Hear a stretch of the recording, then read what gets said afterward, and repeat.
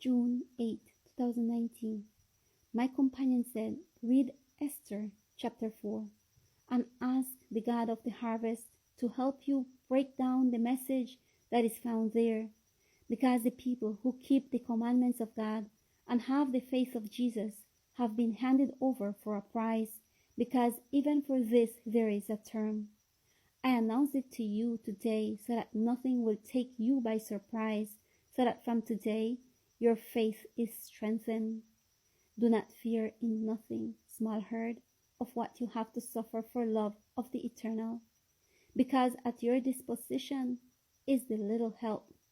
Be strong. Everything that has to come to your hand, do it with all your might. If you do so, not neglecting your duties, you will be ready, because God's grace and also His help will be at your disposition.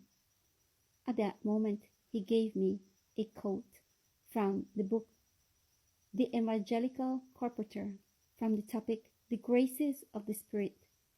Wonderful God, for His love and compassion for each one of us, I was let known that the most bitter and cruel persecution comes from those who have a semblance of religion, but do not possess the spirit and power of holiness. Said my companion, religious prejudice will not waver at anything.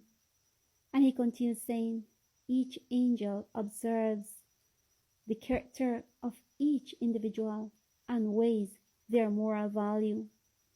These are in charge of separating those who are loyal from the non-loyal of the divine Decalogue.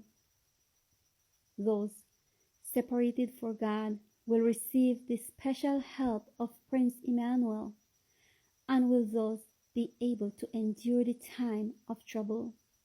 Remember what was said before.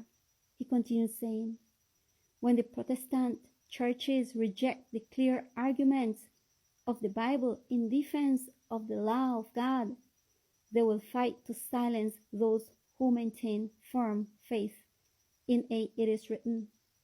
This, without them realizing it, by their attitude will result in a fierce persecution against those who refuse to follow the convenience of the world, and will recognize with great sympathy the day of papal rest.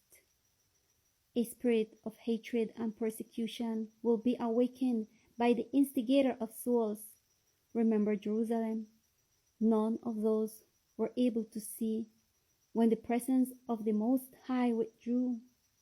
Everyone, from priest to the common of the people, ignored it, and although they were carried away by the most wicked and horrible passions, they thought that they were still the people of God. Their continuity of rights continued, and time after another, blessings were invoked for a people already condemned to destruction. He then asked this question, and why was it condemned? And he himself answered, because they killed the saint of Israel.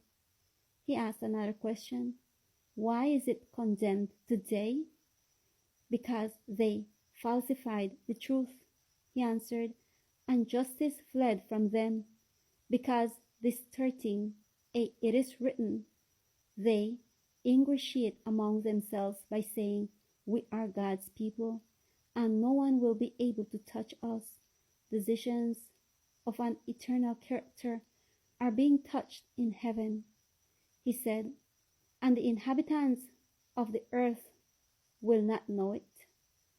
The forms of religion will continue in vigor among the crowds, among which the Holy Spirit has already withdrawn forever, thus leaving only the spirit of the evil one.